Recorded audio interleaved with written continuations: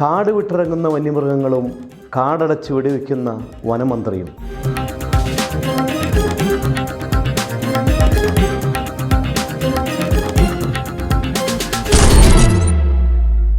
സംസ്ഥാനത്തുടനീളം സമീപകാലത്ത് വന്യമൃഗങ്ങളുടെ ആക്രമണം തുടർക്കഥയാവുകയാണ്. ദിനംപ്രതി വന്യമൃഗങ്ങൾ ആക്രമിച്ചതായുള്ള നിരവധി വാർത്തകൾ പുറത്തു വരുന്നുണ്ട്. ഏറ്റവും ഒടുവിലായി നമ്മെ തേടിയെത്തിയത് മൂന്നാറിൽ കാട്ടാനയുടെ ചവിട്ടേറ്റ് മരിച്ച ഓട്ടോ ഡ്രൈവർ സുരേഷ് കുമാറിൻ്റെ വാർത്തയാണ്. നടപടിയെടുക്കും, പ്രശ്നം പരിഹരിക്കും എന്നൊക്കെ മന്ത്രി തന്നെ വീണ്ടും വീണ്ടും പ്രസ്താവന ഇറക്കിയതുകൊണ്ട് എന്ത് പ്രയോജനം? ഒരു ജീവൻ പോലും രക്ഷിക്കാൻ കഴിയാതെ പ്രസ്താവന നടത്തി എങ്ങനെ മന്ത്രിക്കസരയിൽ തുടരാൻ കഴിയുന്നു?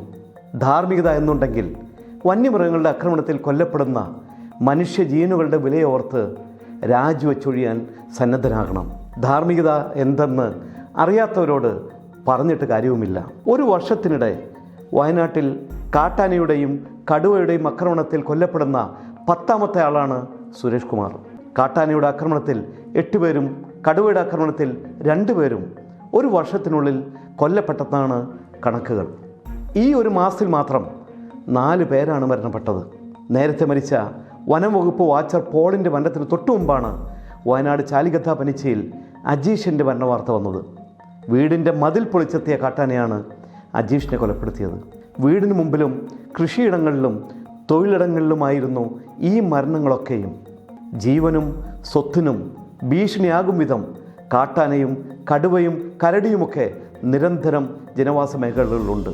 രാവിലെ സ്കൂളുകളിലേക്ക് കുട്ടികളെ വിടാനും ജോലിക്കിറങ്ങാനും പശുവിന് പുല്ലരിയാനും വരെ പുറത്തിറങ്ങാൻ പ്രയാസപ്പെടുകയാണ് ജനങ്ങൾ. വളർത്തുമൃഗങ്ങൾ ദിനം പ്രതി വന്യമൃഗങ്ങൾക്ക് ഇരയാകുന്നു. വീടിനുള്ളിൽ കതകടച്ച് കഴിയുകയാണ് കർഷകരായ ജനങ്ങൾ. ഇത്രയേറെ പ്രശ്നങ്ങളുണ്ടായിട്ടും വന്യജീവി ശല്യത്തിന് പരിഹാരം കാണാൻ ഈ നാട്ടിലെ വനം വകുപ്പിനും മന്ത്രിക്കും സാധിച്ചിട്ടില്ല. വന്യജീവി ആക്രമണ സംഭവങ്ങളിൽ കാടടച്ച് വെടിവെക്കുന്ന സമീപനമാണ് വനം മന്ത്രി AK ശശീന്ദ്രൻ പിന്തുടരുന്നത്. വനം വകുപ്പിൻ്റെ പ്രവർത്തനങ്ങളിൽ യാതൊരു തരത്തിലുള്ള ഏകോപനങ്ങളും ഉണ്ടാകുന്നില്ല. ഏതെങ്കിലും സ്ഥലത്ത് വന്യജീവി ആക്രമണം ഉണ്ടാകുമ്പോൾ അപ്പോൾ മാത്രം സജീവമാകുന്ന തരത്തിലേക്ക് വനം വകുപ്പ് മാറിയിരിക്കുന്നു. ആനയെ ട്രാക്ക് ചെയ്യുന്നതിൽ വനം വകുപ്പ് പരാജയപ്പെട്ടതാണ് വയനാട്ടിൽ അജീഷിൻ്റെ ജീവൻ നഷ്ടപ്പെടുന്നതിലേക്ക് നയിച്ചത്.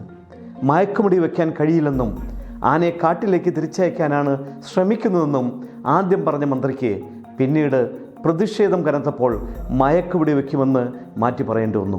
ആന ഇറങ്ങിയ വിവരം ജനങ്ങളെ ഒരു അനൗൺസ്മെൻറ്റിലൂടെ പോലും വനം വകുപ്പ് അറിയിച്ചില്ലെന്നാണ് പ്രദേശവാസികൾ പറയുന്നത്. ഇതെല്ലാം തന്നെ അതീവ ഗൗരവമുള്ള കാര്യമാണ്. ആനയുടെ നീക്കങ്ങൾ യഥാസമയം അറിയാനുള്ള സംവിധാനം വനം വകുപ്പിന് ഉണ്ടായിട്ടും അതൊന്നും തന്നെ പ്രയോജനപ്പെട്ടിട്ടില്ല, അല്ലെങ്കിൽ പ്രയോജനപ്പെടുത്തിയിട്ടില്ല എന്നതാണ് വാസ്തവം. ആനകൾ കാടിറങ്ങി കൊലവിളി നടത്തിയപ്പോൾ 100ലേറെ പേർക്ക് ജീവൻ നഷ്ടമായി.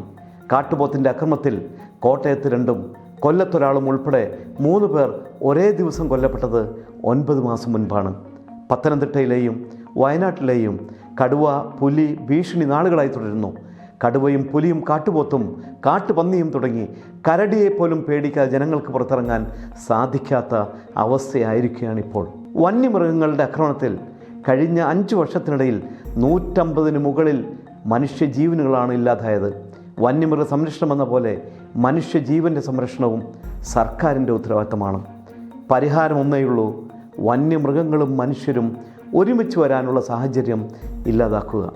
മനുഷ്യന് കാടിന് പുറത്തും മൃഗങ്ങൾക്ക് കാടിനകത്തും ജീവിക്കാൻ ആവശ്യമായ വിഭവങ്ങൾ ഉറപ്പുവരുത്തുകയാണ് അനിവാര്യം.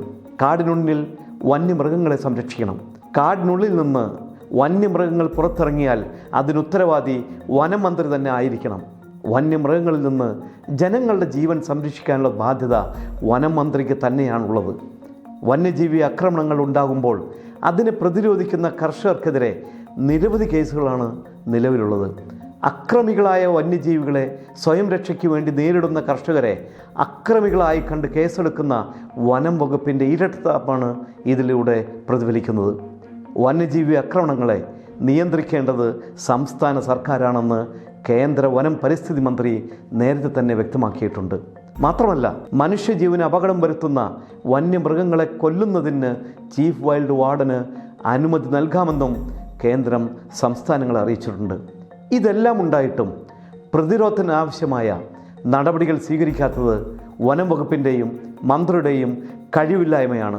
ജനങ്ങളുടെ ജീവൻ സംരക്ഷിക്കുന്നതിന് നിലവിലുള്ള നിയമത്തിൽ വേണമെങ്കിൽ ആവശ്യമായ മാറ്റങ്ങൾ വരുത്തി വന്യമൃഗങ്ങളുടെ എണ്ണവും ആക്രമണങ്ങളും നിയന്ത്രിക്കുന്നതിന് നടപടികൾ സ്വീകരിക്കേണ്ട മന്ത്രി അതിൽ നിന്നും പൂർണ്ണമായി പരാജയപ്പെട്ടിരിക്കുകയാണെന്ന് പരക്കെ അഭിപ്രായമുണ്ട്.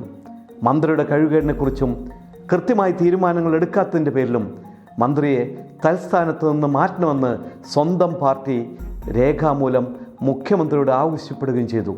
സ്വന്തം പാർട്ടി തന്നെ മന്ത്രി തള്ളി പറഞ്ഞിട്ടും അധികാര കസേരയിൽ തൂങ്ങിയാടുന്നതിനായുള്ള ശ്രമങ്ങൾ നടത്തുകയാണ് മന്ത്രി AK ശശീന്ദ്രൻ. ഇത് അവസാനിപ്പിച്ച് ജനങ്ങളോട് മറുപടി പറയാൻ മന്ത്രി തയ്യാറാവുകയല്ലേ വേണ്ടത്? ഇൻസൈറ്റിൻ്റെ ഈ ലക്കം ഇവിടെ പൂർണ്ണമാകുന്നു. അടുത്ത ദിവസം മറ്റൊരു വിഷയവുമായി വീണ്ടും വരാം. അതുവരെ നന്ദി, നമസ്കാരം.